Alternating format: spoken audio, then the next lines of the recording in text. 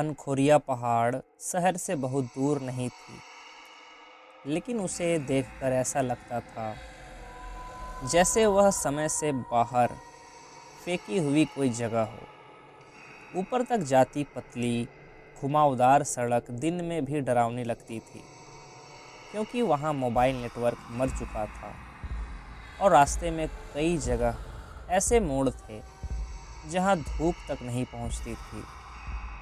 पहाड़ी के ऊपर जो गांव था, उसका कोई आधिकारिक नाम अब नहीं बचा था।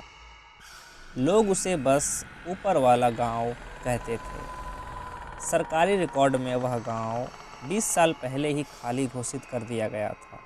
कहानी तब दोबारा जिंदा हुई जब नीचे बसे कस्बे के 3 लोग एक ही हफ्ते में लापता हो गए। तीनों आखिरी बार उसी पहाड़ी की तरफ जाते देखे गए थे।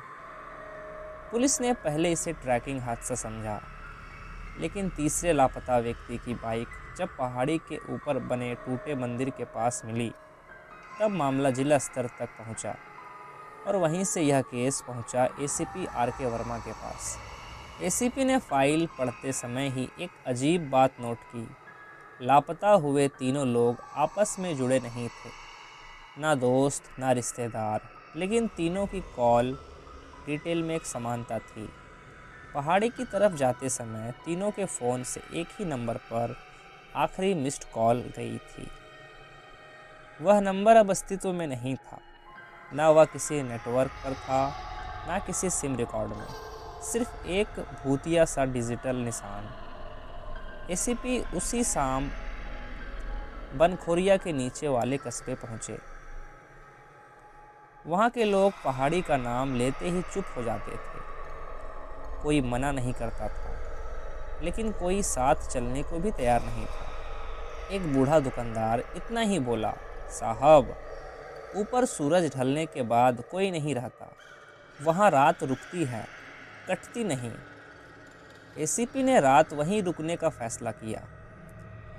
उनका इरादा था कि वह पहाड़ी चढ़ेंगे, लेकिन आधी रात के बाद उन्हें नींद से जगा देने वाली आवाज़ ने फैसला बदल दिया। वह आवाज़ किसी जानवर की नहीं थी, वह आवाज़ थी बहुत सारे पैरों के एक साथ चलने की।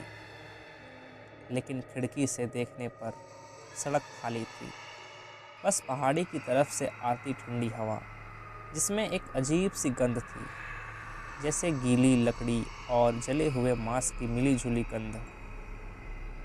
सुबह एसीपी पहाड़ी की ओर निकले। जितना ऊपर जाते हवा उतनी भारी होती जाती।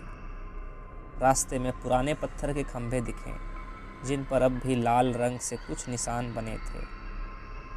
स्थानीय लोगों ने बताया कि ये निशान कभी घरों के बाहर बनाए जाते थे, ताकि वो अंदर ना आए। जब एसीपी ने पूछा कि वो कौन, तो किसी ने जवाब नहीं दिया। गांव का पहला दृश्य ही गलत था। घर थे, लेकिन टूटे नहीं थे। दरवाजे खुले थे, लेकिन ज़बरदस्ती नहीं दिखती थी। बर्तन रखे थे, जैसे लोग उठकर बस बाहर गए हो।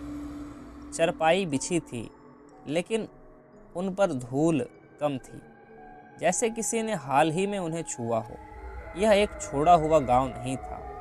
यह ऐसा गांव था जहां से लोग भागे नहीं थे, उन्हें हटा दिया गया था।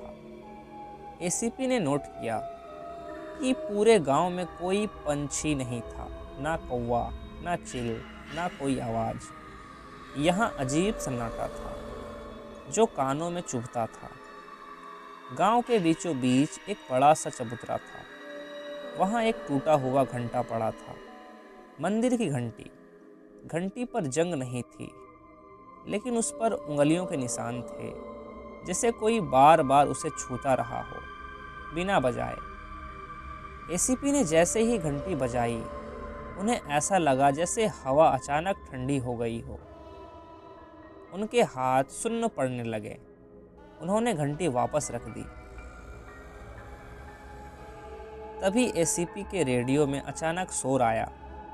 कोई आवाज़ साफ नहीं थी, बस भारी सांसें और बीच बीच में एक शब्द, नीचे मत जाओ, नीचे मत जाओ।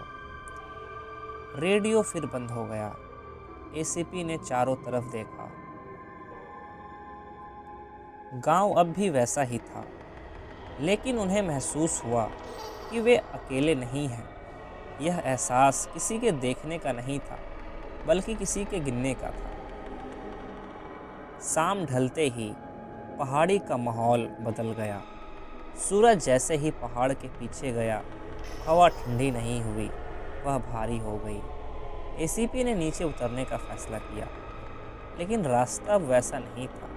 जिस मोड़ से वे आए थे, वहाँ अब दो रास्ते थे। दोनों नीचे की तरफ जाते दिखते थे, लेकिन दोनों से एक ही गंध आ रही थी, सड़ी हुई, पुरानी, बंद हवा की। एसीपी ने गांव में ही रात बिताने का फैसला किया। उन्होंने एक पुराने घर में शरण ली। घर के अंदर एक दीवार पर काले रंग से कुछ लिखा था, अधूरा, घिसा हुआ। अगर रात पूरी हो जाए तो। वाक्य आगे खत्म हो गया था, जैसे लिखने वाले को पूरा करने का मौका नहीं मिला हो। रात के करीब 11 बजे बाहर से पहला शोर आया। यह शोर किसी जानवर का नहीं था, यह शोर था किसी चीज के घसीटने का। एसीपी ने खिड़की से झांका। गांव की गली में कुछ हिल रहा था, लेकिन आकार साफ नहीं था। बस इतना दिखा कि वह चीज जमीन से चिपकी हुई थी और धीरे धीरे आगे बढ़ रही थी। अचानक उसी गली के दूसरे सिरे से एक और आवाज आई, फिर तीसरी, फिर चौथी। एसीपी को समझ आने लगा कि यह गांव खाली नहीं है, यह भरा हुआ है, लेकिन उन चीज़ों से जो दिखाई नहीं देती। घड़ी ने रात के 12 बजाए और उसी पल गांव के सारे दरवाजे एक साथ खुलने लगे। कोई हाथ नहीं, कोई हवा नहीं, बस एक साथ। एसीपी के सामने जो दृश्य था, उसने पहली बार उनके शरीर को स्थिर कर दिया।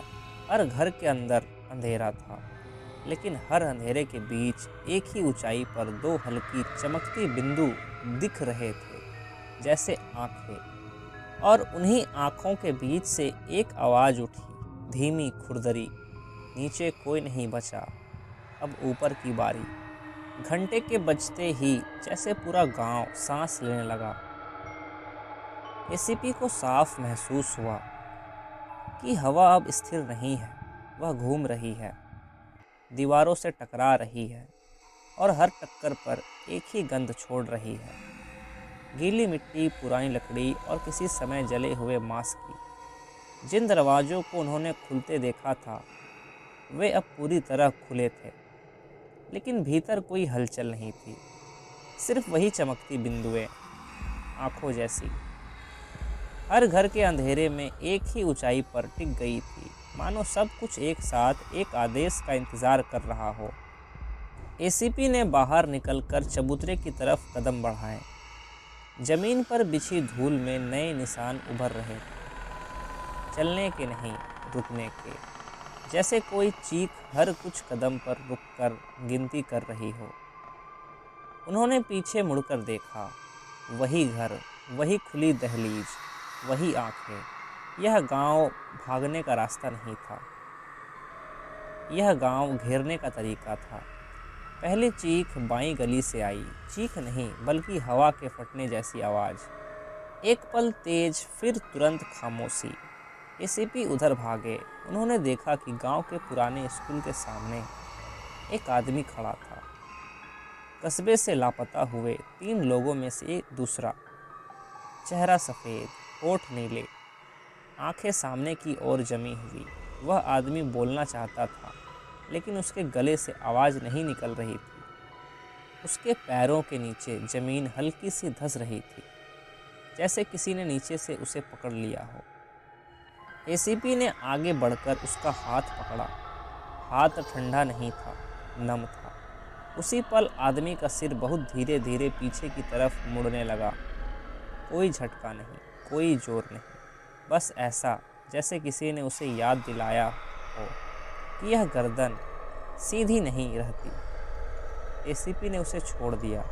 अगले ही पल आदमी ज़मीन पर बैठा ही रह गया और उसकी आंखों की चमक बुझ गई। मौत आई नहीं थी, मौत बैठ गई थी। एसीपी ने गोली चलाई, आवाज़ आई, असर नहीं हुआ। गोली दीवार से टकराकर गिर पड़ी। उसी दीवार पर पुराने निशान दिखे, लाल रंग से बने हाथों के छाप, जो ऊपर की तरफ जाते थे। एसीपी को अब साफ दिखने लगा कि यह जगह ऊपर नीचे की नहीं, अंदर बाहर की लड़ाई है। रेडियो फिर चालू हुआ। इस बार आवाज़ साफ थी, कई आवाज़ें एक साथ, लेकिन एक लय में। नीचे मत जाओ। एसीपी को याद आया, नीचे पहाड़ी के नीचे क्या था। उन्होंने दिन में रास्ता देखा था, एक पत्थर की सीढ़ी जो गांव के पीछे से नीचे उतरती थी और आधे रास्ते पर ही मिट्टी से ढकी हुई थी। रात में वही सीढ़ी अब खुली थी, किसी ने उसे खोदा नहीं था, वह खुल गई थी। एसीपी ने सीढ़ियों की तरफ बढ़ते हुए देखा कि गांव के घरों की आंखें अब उनकी ओर नहीं देख रही, वे सीढ़ियों की ओर देख रही थी, जैसे सब कुछ चाहता हो कि वे नीचे जाएं। यही पहला नियम था, जो नीचे जाएगा वही ऊपर लौटेगा, लेकिन वहाँ नहीं, लेकिन वैसा नहीं। सीढ़ियाँ उतरते ही हवा और भारी हो गई। दीवारों पर पुराने औजार टंगे थे, फावड़े, हथौड़े, जंग लगे नहीं बल्कि चिकने, जैसे किसी ने उन्हें हाल ही में इस्तेमाल किया हो। आधे रास्ते पर एक छोटा सा चौकोर कमरा था। कमरे की दीवार पर कोयले से लिखा था, रात पूरी नहीं होने देंगे। नीचे तारीख थी, कई सालों की, और हर तारीख के सामने एक छोटा सा निशान था, जैसे कोई हर साल गिनती पूरी करता हो। एसीपी ने कमरे के फर्श को देखा। फर्श के बीच एक गोल निशान था, जैसे किसी ने बहुत बार वही खड़े होकर ऊपर देखा हो। उसी पल ऊपर से एक भारी आवाज़ आई, गांव के घंटे की। घंटी बज नहीं रही थी, वह हिल रही थी। एसीपी ने ऊपर देखा। सीढ़ियों के मुहाने पर वही आंखें जमा थी, अब पास, बहुत पास। दूसरी ऑन स्क्रीन मौत उसी पल हुई, एसीपी के सामने। कस्बे से लापता तीसरा आदमी सीढ़ियों पर दिखा, चलता हुआ नहीं, खिंचा हुआ। उसके कंधे नीचे की ओर झुके थे, जैसे कोई चीज़ उसकी पीठ पर बैठी हो। वह नीचे उतरते उतरते अचानक रुक गया। उसके होठ खुले। अगर रात पूरी हो गई, वाक्य पूरी नहीं हुआ। उसकी पीठ भीतर की ओर धंसी, जैसे किसी ने उसे मोड़ दिया हो। वह सीढ़ियों पर ही बैठ गया और बैठा ही रह गया। एसीपी को अब यकीन हो गया कि यह गांव रात को ख़त्म नहीं होने देता। यहाँ रात बढ़ती नहीं, वह भरती है। जितनी देर जागे रहो, उतनी देर भरती जाती है, और जब भर जाती है तो जो भी अंदर है वह बाहर निकलता है। ऊपर से फिर वही आवाज़ आई, इस बार आदेश की तरह, ऊपर आओ। एसीपी ने सीढ़ियों से पीछे हटते हुए देखा कि कमरे की दीवारें पास आ रही है, यह जगह सिकुड़ रही है। उन्होंने दौड़ लगाई। ऊपर पहुँचे तो गांव अब वैसा नहीं था। घरों की आंखें अब दहलीज पर नहीं थी, वे ज़मीन पर थी। हर गली में, हर मोड़ पर, जैसे पूरा गांव अब देख रहा हो। एसीपी ने फैसला किया, अगर यह रात पूरी नहीं होनी चाहिए तो इसे तोड़ना होगा। उन्होंने गांव के बीचों बीच पड़े घंटे को उठाया। घंटा भारी था, लेकिन उन्होंने पूरी ताकत से उसे पत्थर पर मारा। आवाज़ नहीं आई, दरार आई, एक गहरी दरार जो पत्थर से होती हुई ज़मीन तक चली गई। उसी दरार से ठंडी हवा का झोंका निकला और आंखों की चमक एक पल के लिए डगमगाई। लेकिन रात अभी टूटी नहीं थी। आवाज़ फिर आई, अब पास से, एक बार और। आवाज़ अब बाहर से नहीं आ रही थी, वह ज़मीन से नहीं, हवा से नहीं, वह गांव के भीतर से आ रही थी। एसीपी को महसूस हुआ कि यह जगह बोल नहीं रही, यह आदेश दे रही है। और इस गांव में आदेशों का मतलब था रुकना, झुकना या फिर रह जाना। घंटे में पड़ी दरार से ठंडी हवा निकली। वह हवा तेज नहीं थी, लेकिन उसमें वजन था, जैसे किसी ने सदियों का बोझ उसमें भर दिया हो। एसीपी ने देखा कि दरार फैल रही है, धीरे, बिना आवाज़ के, और उसके साथ ज़मीन के नीचे से एक गहरी गूंज उठ रही है। यह गूंज किसी चीज़ के टूटने की नहीं थी, यह किसी चीज़ के पूरा होने की थी। गांव के घरों की आंखें अब झपक नहीं रही थी, वे खुली थी, स्थिर थी, और सब एक ही दिशा में देख रही थी, घंटे की दरार की ओर। एसीपी समझ गए कि अगर यह दरार पूरी खुल गई तो रात भी पूरी हो जाएगी, और इस गांव में रात पूरी होने का मतलब था जो भी अंदर है वह ऊपर आ जाएगा। एसीपी ने अपने दिमाग में दिन की बातें दोहराई, लाल निशान, खुले दरवाजे, अधूरे वाक्य। अगर रात पूरी हो जाए तो यह वाक्य हर जगह अधूरा था। शायद इसीलिए इसे कभी पूरा होने नहीं दिया गया। एसीपी ने घंटा फिर उठाया। इस बार उन्होंने ज़मीन पर नहीं मारा, उन्होंने खुद को आगे रखा, दरार के ठीक सामने। जैसे ही वे खड़े हुए, हवा रुक गई, आँखों की चमक एक पल के लिए बुझी, फिर ज़मीन के नीचे से आवाज़ आई, बहुत पास से, हट जाओ। यह पहली बार था जब आवाज़ में जल्दबाजी थी, डर नहीं, जल्दी। एसीपी नहीं हटे। दरार से पहला आकार निकला। वह इंसान जैसा नहीं था, लेकिन उसमें इंसानी परतें थी। कंधे थे पर सीधे नहीं, सिर था पर सही जगह पर नहीं, और उसकी त्वचा, अगर उसे त्वचा कहा जा सके, पर पुराने कपड़ों के टुकड़े चिपके थे, गांव वालों के कपड़े। एसीपी को समझ आ गया, यह कोई एक चीज़ नहीं थी, यह जमा किया गया था सालों से। गांव का असली सच अब खुल रहा था। 20 साल पहले जब यह गांव बसा था, नीचे पहाड़ी के भीतर एक प्राकृतिक दरार थी। यह गहरी चलती हुई जगह, बरसात में वहाँ से आवाज़ें आती थी। बुजुर्गों ने कहा था कि यह जगह धरती है, जो भी वहाँ गया वह लौटकर वैसा नहीं रहा। लेकिन गांव बढ़ता गया, ज़मीन चाहिए थी, घर चाहिए थे, और डर को ढक देना आसान लगा। पहली बार जब रात बहुत लंबी हुई, एक आदमी नीचे फंस गया। उसे निकाला नहीं गया, कहा गया सुबह देखेंगे। सुबह आई, लेकिन आदमी ऊपर नहीं आया। फिर दूसरा, फिर तीसरा। हर बार रात बढ़ती गई, और हर बार नीचे कुछ जुड़ता गया। जब डर बहुत ज़्यादा हो गया तो मंदिर बनाया गया, घंटा टांगा गया, और तय किया गया कि रात को पूरा नहीं होने देंगे। लोग जागते रहे, शोर करते रहे, घंटा हिलाते रहे, रात टूटती रही। लेकिन समय बदला, लोग कम हुए, पहरा टूटा, और गांव छोड़ दिया गया बिना रात को अलविदा कहे। अब रात वापस आई थी, पूरी होने।